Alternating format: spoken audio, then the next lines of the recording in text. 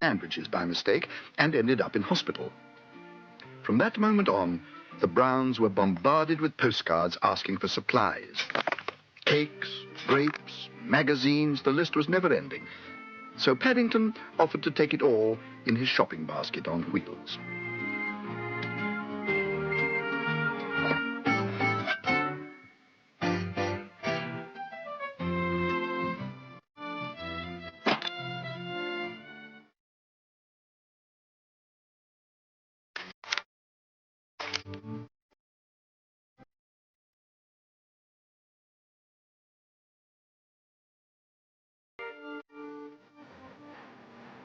"I do hope we're doing the right thing," said Mrs. Brown, as Paddington set off for the hospital.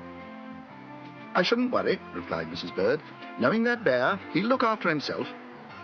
"It's not Paddington I'm worried about," said Mrs. Brown. "It's the hospital."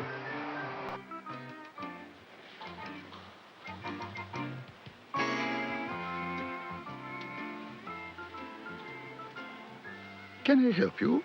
asked the receptionist. Well," said Paddington, "I've really come to see Mr. Curry, but I wonder if I ought to have my head examined first." "Your head? Oh, dear. Is it urgent?" "Very," said Paddington firmly. "I think I've packed too many marmalade sandwiches under my hat." "It sounds to me as though you need to see a psychiatrist," said the lady. "A psychiatrist?" repeated Paddington. "I've never heard of one of those before. It's a very long word for people who look after things up here. I'll get our Mr. Hines to deal with you. He takes on all our difficult cases, and he's never had a failure yet." "Thank you very much," said Paddington, "but I hope he likes marmalade. He might get rather sticky."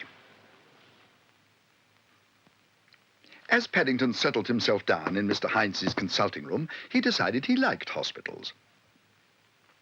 He was just about to nod off when the door opened. "Ah, there you are," said Mr. Hines. "I'm glad to see we're all ready. We're going to play a little game together. It's to test your reactions. I'm going to call out some words, and I want you to give me another word with the opposite meaning, right?" "Wrong," said Paddington promptly. Mr. Hines glared at him. "Wait until I give you the go-ahead. Now, 1, 2, 3, go." "Stop," said Paddington. Very good," said Mr. Hines. "Very bad," said Paddington eagerly. "Now, look here." "Look there," cried Paddington. He broke off and gazed at the doctor. "Can't you think of any more words, Mr. Hines?" he asked. Mr. Hines decided to have one more go. "White," he said, more in hope than in anger. "Black," said Paddington. "Big." "Small." "Fast." "Slow." "Fine." "Wet."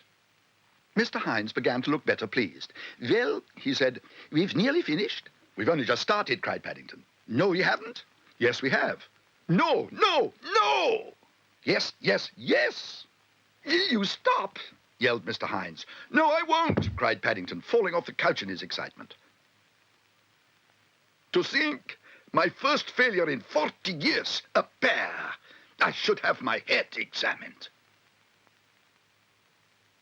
As the door slammed shut, Paddington looked most surprised. He'd been in the hospital for ages, and he was still no nearer seeing Mr. Curry, let alone having his hat removed. "I think," he announced to the world in general, "if I ever get my hat stuck on again, I shall use a shoehorn. It's much easier than seeing a doctor."